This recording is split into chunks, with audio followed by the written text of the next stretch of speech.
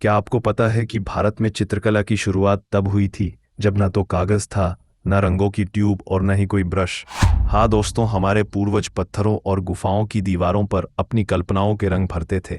आज की इस वीडियो में हम जानेंगे कैसे भारतीय चित्रकला ने हजारों सालों का सफर तय किया और कैसे यह हमारी संस्कृति की पहचान बन गई।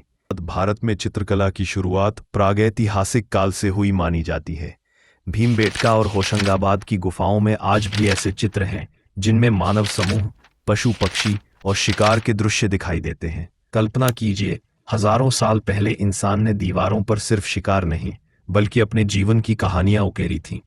फिर आई हड़प्पा सभ्यता, जहां मिट्टी की मोहरों और बर्तनों पर कला के अद्भुत नमूने मिले।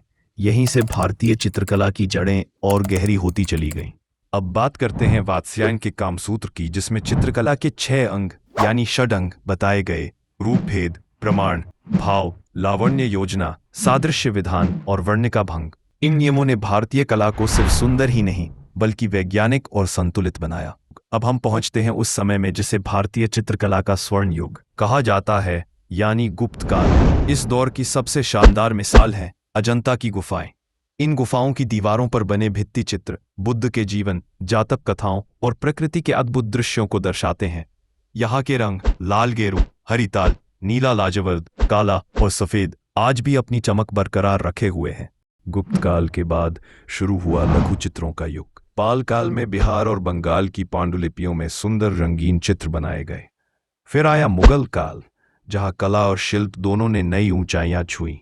अकबर के समय में मुगल चित्रकला का जन्म हुआ, जहां दसवंत और बसावन जैसे कलाकारों ने चमत्कारी चित्र बनाए। जहांगीर ने इस कला को और निखारा। वह प्रकृति और यथार्थवाद से बेहद प्रेम करता था। कहा जाता है, अगर जहांगीर को कोई चित्र पसंद आ जाता तो वह उसे अपने निजी संग्रह में रख लेता। शाहजहां के दौर में भी यह कला बनी रही, लेकिन औरंगजेब के समय में संरक्षण घट गया और यही कारण था कि कलाकार राजस्थान और पहाड़ी राज्यों की ओर चले गए। राजस्थान में मेवाड़, बूंदी, किशनगढ़ जैसी शैलियां विकसित हुई, जबकि उत्तर में कांगड़ा, बसोहली और चंबा की पहाड़ी शैलियां प्रसिद्ध हुईं। इन चित्रों में राधा कृष्ण की लीलाएं, रागमाला और बारहमासा जैसे विषय दिखते हैं, जो रंग, भक्ति और भाव का सुंदर संगम है। ब्रिटिश शासन के दौरान आई कंपनी शैली, जहां भारतीय विषयों को पाश्चात्य तरीके से दिखाया गया। इसके बाद 19वीं शताब्दी में उभरे राजा रवि वर्मा, जिन्होंने पहली बार भारतीय देवताओं को यथार्थवादी रूप में चित्रित किया। 20वीं शताब्दी में अवनींद्रनाथ ठाकुर के नेतृत्व में बंगाल कला आंदोलन शुरू हुआ, जिसे आगे बढ़ाया नंदलाल बोस, जयमनी राय और विनोद बिहारी मुखर्जी ने। इसी दौर में अमृता शेरगिल ने भारतीय नारी और ग्रामीण जीवन को अपने चित्रों में अमर कर दिया। स्वतंत्रता के बाद FN सूजा, MF हुसैन, SH रजा और सतीश गुजराल जैसे कलाकारों ने भारतीय चित्रकला को आधुनिक दृष्टि दी। भारत की लोक कलाएं हमारी आत्मा है।